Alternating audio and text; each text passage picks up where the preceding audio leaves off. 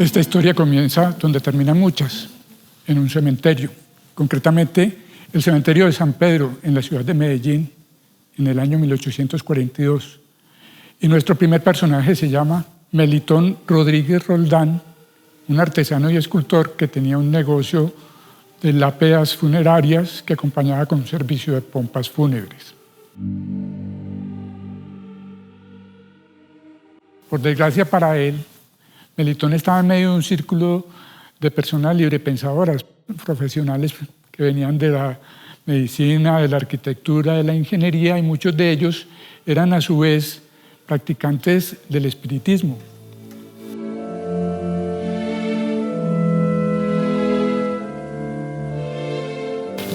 La Iglesia Católica, por su parte, se abrogaba el derecho de exclusividad en su trato con el otro mundo.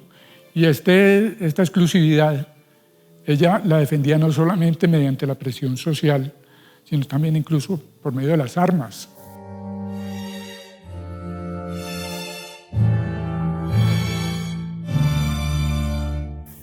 Al fin y al cabo, una lápida es como una cédula para toda la eternidad, al mismo tiempo que es la dirección de email.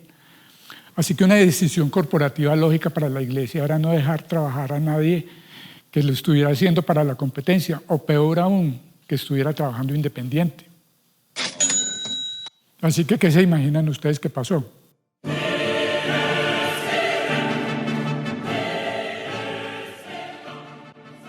Pues que a don Melitón lo excomulgaron, y como excomulgado dejaron de llegarle encargos para hacer lápidas y se fue al tarro.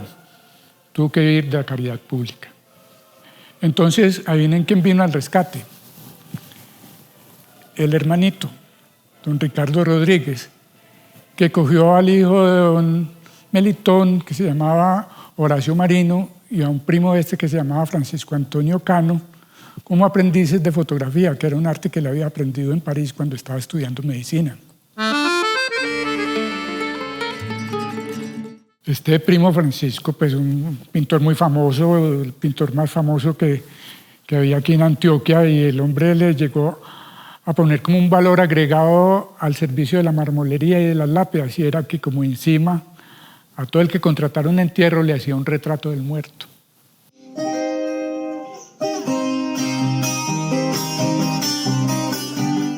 Entre sus múltiples actividades artísticas, él decidió abrir una escuela de pintura a la que empezó a asistir el hermano pequeño de Horacio Marino, Melitón Rodríguez Márquez, que aquí lo podemos distinguir por su radical corte de pelo. Este Melitón, que es el Melitón de nuestra historia, se inició en la fotografía retocando retratos, pero esas clases que tomó con Francisco Antonio Cano habrían de tener una gran influencia en su estilo fotográfico. En 1891, Cano decidió que lo de él definitivamente era la pintura, y Horacio Marino, al quedarse solo, decidió que necesitaba una inyección de capital.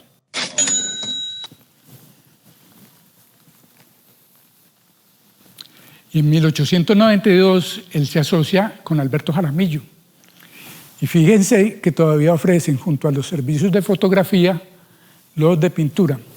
Y eso es importante porque durante este tiempo Melitón pasó del retoque a la fotografía misma y empezó a aplicar todo lo que había aprendido en el taller de pintura de Cano, especialmente lo que tiene que ver con el manejo de la luz. Aquí tenemos uno de sus trabajos como retocador. Observen cómo él, aplicando pintura negra u opaca, logra dar unos destellos de luz, que era sin duda el problema que a él más le interesaba. Finalmente la sociedad se disolvió, no sabemos por qué, pero hay muchos que dicen que era que no se pusieron de acuerdo en la imagen corporativa de la empresa. Pero antes de seguir con nuestra historia, es bueno que nos detengamos por un momento a pensar en lo que significaba en aquella época irse a hacer una fotografía. Y para eso vamos a hacer un poco de sociología barata, porque de la cara no tenemos.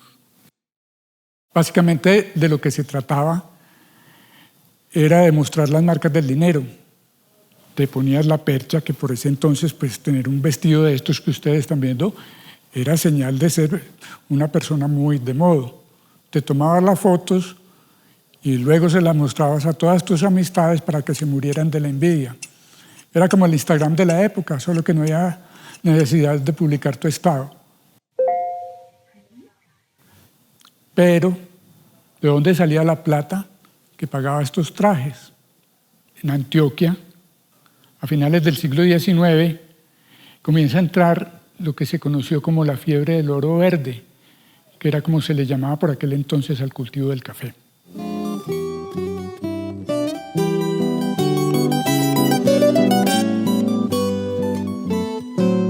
Las primeras industrias de Medellín y del Valle de Aburrá crecieron alrededor de estos dineros del cultivo del café, alrededor de actividades como el comercio y la herrería que estaban vinculados con ellos. Y algunas de estas familias, de las más pudientes, empezaron con negocios como trilladoras, donde tenían mano de obra asalariada y maquinaria, o sea, los elementos fundamentales del capitalismo y de la producción industrial.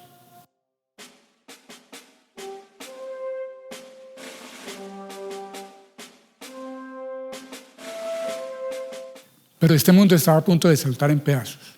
En 1899, el general Rafael Uribe Uribe, junto con las huestes liberales, se levantó en armas contra el gobierno altamente centralista, confesionalmente católico y muy proteccionista del Partido Conservador y contra la Constitución del 86, en uno de los conflictos más sangrientos de la historia del país, en el cual perecieron más de 100.000 hombres.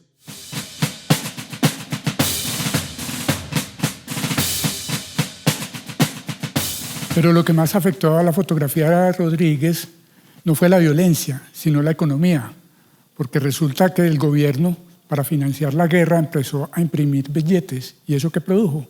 Una inflación, o sea, la plata empezó a valer nada. Y mucha gente, de los clientes de la fotografía de Rodríguez, empezaron a darse cuenta de que ese gasto era un gasto más bien suntuario.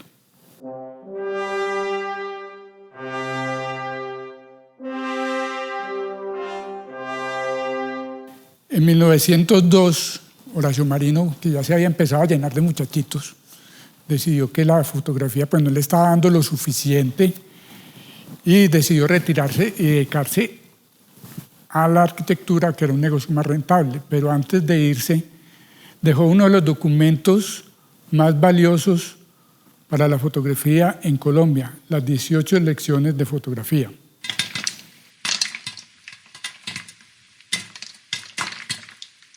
Pero a Melitón no le interesaban estos aspectos prosaicos de la economía. Él lo que quería era hacer un retrato lo más vívido posible de sus modelos. Y no era solamente un punto de honor profesional, no, era parte de su búsqueda artística. Así que él siguió adelante con el estudio fotográfico Rodríguez, y esta fue una decisión que de pronto, en algún momento, iba a lamentar amargamente.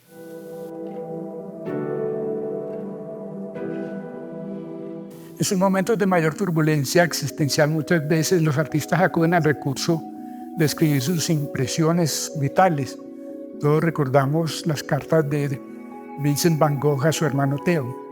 Resulta que Melitón Rodríguez, muy a la manera local, empezó a escribir sus memorias en el diario de caja de la empresa. Y hace esta entrada del 11 de enero de 1907. Hoy vine del campo, donde pasé una temporada feliz. Salvo novedad en Hernán por aporreón en la pierna.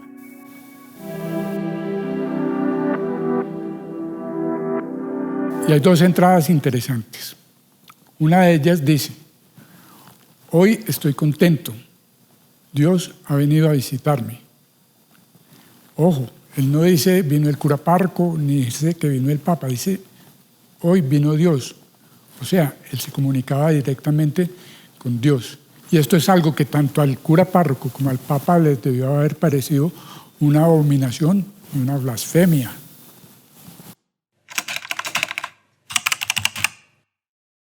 Y en este ambiente de penuria económica de la posguerra, ¿cómo encaja ese veto clerical que había sobre la familia Rodríguez? Pues veamos, por la lente de los Rodríguez pasaron representantes de casi todas las artes liberales de la época. Militares que lo sabía por gruesas, músicos, médicos, toreros, zapateros, boxeadores, políticos, a los que además de buena administración se les pedía un porte altivo, futbolistas como estos muchachos en cuyas miradas brilla la sensual alegría de haberse traído esa copa para la casa, madres con su prole o la prole misma. Aquí tenemos, por ejemplo, a otra de nuestras celebridades literarias, León de Greiff, o como le dijo una tía mía a la otra cuando vio la foto, León de Greiff cuando era niña. Pero que estamento es drásticamente escaso en la obra de Melitón Rodríguez, los miembros del clero. De unas 4.000 fotografías que reposan en la Biblioteca Pública Piloto, nosotros encontramos unas 15, póngale 20 fotografías pertenecientes a este gremio. Entonces aquí uno se puede preguntar, especulando un poquito, ¿es que le guardaba a Melitón un oscuro resentimiento a los miembros del clero? ¿O era simplemente que en los pasillos del Palacio Arzobispal estaba catalogado como fotógrafo no recomendable? Probablemente la respuesta no sea ni lo uno ni lo otro. Pero solamente en 1936, cuando Melitón deja el estudio fotográfico en manos de sus hijos, es que empiezan nuevamente los sacerdotes a aparecer en los archivos de la fotografía Rodríguez. El 24 de marzo Melitón escribe en el cuaderno de caja algo que nos indica que para él la luz era algo más que una simple herramienta de trabajo, era una metáfora del conocimiento. Dice, me hace falta luz, saber, y me caigo en las sombras, estupidez, por falta de luz. Su búsqueda por capturar la esencia de los retratados lo llevó a despojarse de todos esos decorados que utilizaba al principio.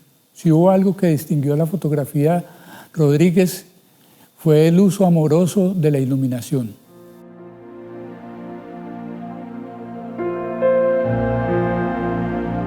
De alguna manera, en esta búsqueda estética perduraba el deseo de don Melitón Rodríguez Roldán de comunicarse con los espíritus. Solo que su hijo, más pragmático, no quería hacerlo con los muertos, sino con los vivos.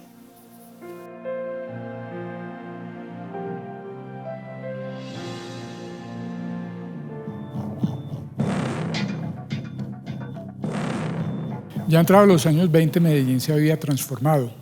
La llegada de la industrialización empezaba a socavar sus cimientos rurales, y ya con ínfulas de ciudad grande empezaba a dárselas de cosmopolita. El rígido control social de la Iglesia se hacía poco a poco más difuso.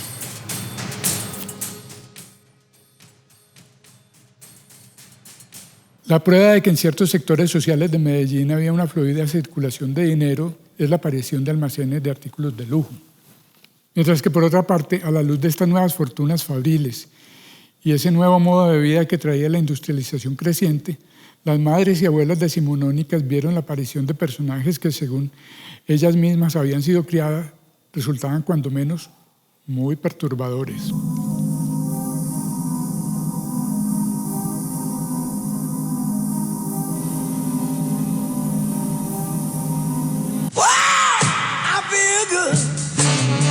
El advenimiento de este nuevo mundo económico iba a tener también profundas repercusiones en la técnica fotográfica. ¿Qué sucede cuando Melitón Rodríguez termina los elaborados retratos de su distinguida clientela, toma su cámara y sale a la luz directa del sol? Lo primero que hay que decir es que ya su distinguida clientela se lo venía exigiendo y la tecnología se lo estaba permitiendo, porque esas emulsiones cada vez más sensibles a la luz lo permitían aventurarse cada vez con mayor soltura por fuera del estudio fotográfico. Por un lado, estas nuevas élites surgidas al calor de la industrialización empiezan a sentir que esos decorados pintados a mano son como cosas como de viejitos, que no están a la moda y que no dan cuenta de su posición social. Por eso empieza a surgir una tendencia, sobre todo en los matrimonios, de hacerse retratar en sus nuevas lujosas y muy modernas mansiones. Y de paso vienen a demostrar que ellos, a cambio de lo que fueron sus padres y sus abuelos, sí saben en qué gastarse la plata. Esto tuvo unas consecuencias colaterales, pero básicamente la más importante de todas es que la fotografía empieza a contarnos historias. Tomemos como ejemplo este matrimonio. Aquí a un lado tenemos al afortunado novio con cara de saberse comportar de acuerdo a las circunstancias y sin permitir que la más mínima sombra de melancolía nuble su mirada. Un poco más allá tenemos a la flamante novia, también estoica en el cumplimiento del deber. Esto parece confirmar la sospecha de que este no fue un matrimonio por amor, fue un matrimonio en el que se juntaron dos grandes capitales. Fue un matrimonio de narices.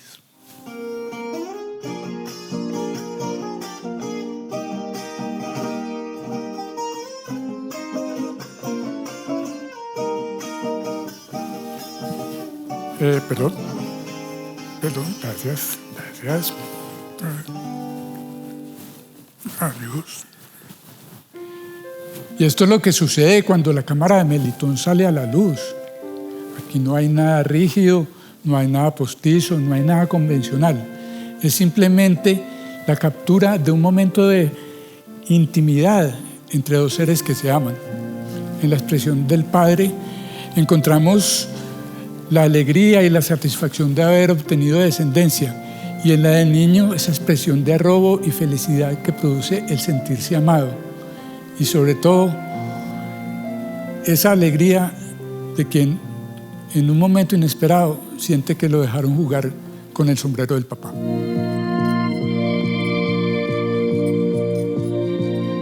También a la luz del sol, Melitón Rodríguez se transforma en un cronista de su época, no solo por su afán de documentar la insaciable transformación de la ciudad y de la región, como las obras arquitectónicas con las que por vocación familiar estaba estrechamente familiarizado, o aquellas proezas de ingeniería con la que se estaba remodelando el territorio de Antioquia.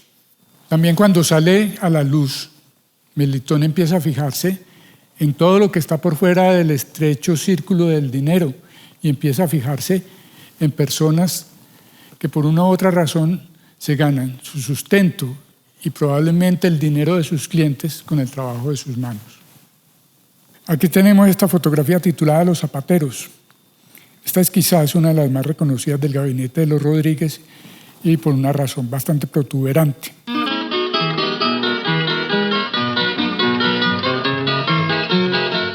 En 1895, esta obra recibió la medalla de plata en el concurso de fotografía de la revista Luz y Sombras de Nueva York. Esta distinción, la más importante en la medallería de la fotografía Rodríguez, no solo nos revela hacia qué sectores de la sociedad estaba volcada su sensibilidad, sino que además lo ubica en el mapa mundial de la fotografía. En esta búsqueda estética, al mismo tiempo constante e intermitente de momentos perdidos, el artista que fue Melitón no podía evitar dirigir su mirada hacia aquello que lo atraía con un especial poder de gravitación, la figura humana. Y aunque es evidente que tiene un interés formal en ella, que se expresa en el cuidado que pone en destacar su volumetría, en modelarla con la luz, hay también una pregunta subterránea sobre su significado como registro de una existencia, de una historia fugaz e irrepetible. Hay, por ejemplo, una curiosidad que lo lleva a escuchar con atención lo que el cuerpo le susurra desde el deterioro o de la enfermedad. Cuando busca lo trascendente, la cámara de Melitón no se dirige hacia lo alto, hacia el creador, sino hacia su criatura. Melitón no se quiere comunicar con los espíritus, sino más bien con lo espiritual que hay en el hombre. Y esto lo hace desde lo material. En su trabajo profesional, ese camino lo llevó a una concepción del retrato, por así decirlo, desnudo, despojado de todo artificio, donde solo la figura humana, en diálogo íntimo con la luz, nos revela el secreto de la personalidad y el carácter del modelo. Mientras tanto, en lo personal, Melitón alcanza a coronar las cumbres más altas, como con esta fotografía tomada del Herrero, y aunque fue hecha en 1932, Participa en la 7ª Exposición Nacional de Industrias, Artes, Ganadería y Agricultura de Pereira y obtiene el diploma de primera clase con medalla de oro en 1938. Precisamente el año en que se retira, 4 antes de su muerte. Se va la lancha, se va con el pescador, y en esa lancha que cruza el mar, se va también. En ese momento interminable en que toda la vida pasa ante nosotros, seguramente pasaron ante Melitón los negativos buenos y los que se dañaron, los yoduros y las sales de plata, en fin, todas sus fotografías. Y de todas ellas, ¿cuáles fueron esas imágenes que más amó, las que más lo hicieron vibrar en ese instante total?